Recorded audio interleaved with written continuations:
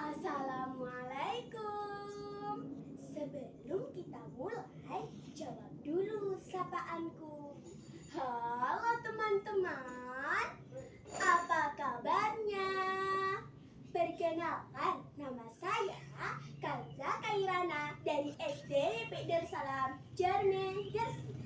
Pada kesempatan kali ini, saya akan bercerita tentang legenda Timun Emas.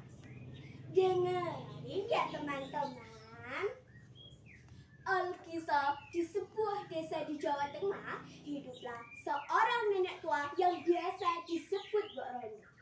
Ia hidup sebatang kara dan sangat menginginkan kehadiran seorang anak. Suatu malam, Mbok Rondo bermimpi didatangi raksasa yang sangat besar. Raksasa itu menyuruh Mbok Rondo pergi ke hutan dan mengambil sebuah bungkusan yang ada di bawah pohon besar. Ia pun bergegas menuju ke hutan, ke tempat yang ditunjukkan oleh raksasa itu.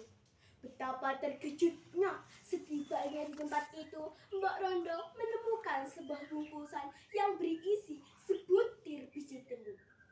Tanpa ia sadari, sesosok raksasa muncul di hadapan Mbok Rondo. Mbok Rondo sangat ketakutan. Ampun, Tuan Raksasa, jangan makan aku. Aku masih ingin hidup. Wah, aku tidak ingin memakanmu, janda tua. Bukankah kamu menginginkan seorang anak? Lekas tanam biji timun itu.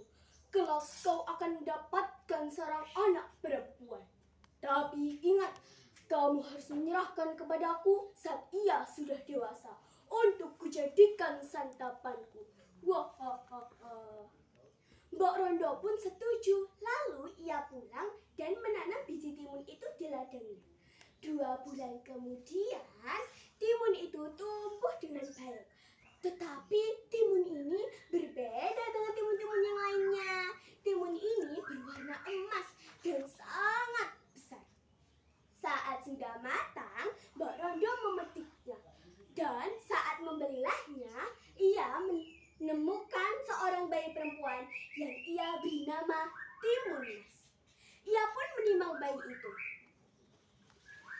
Tak lelo, leku. Ia merawatnya dengan penuh kasih sayang. Hari yang dijanjikan itu tiba. Raksasa itu datang untuk menjemput Timun Mas.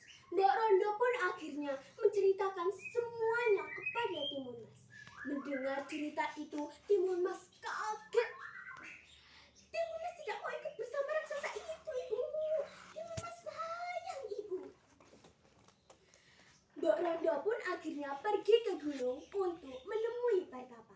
Pertapa itu bersedia membantu dengan memberikan 2 bungkusan kepada Mbok Rondo. Mbok Rondo pulang dan memberikan bungkusan itu kepada Timun Mas. 3 hari kemudian raksasa itu datang. Namun saat raksasa mau menangkapnya, Timun Mas lari dengan sangat cepat. Sementara raksasa semakin dekat. Timun Mas mengeluarkan bungkusan yang pertama, yaitu garam, dan menebarkannya. Dalam sekejap, wilayah itu berubah menjadi lautan. Tetapi raksasa itu berhasil berenang dan lolos. Timun Mas pun mulai panik.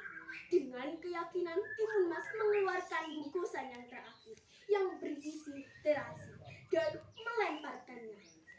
Wilayah itu seketika menjadi lumpur yang sangat panas. Raksasa itu tenggelam dan mati di danau itu.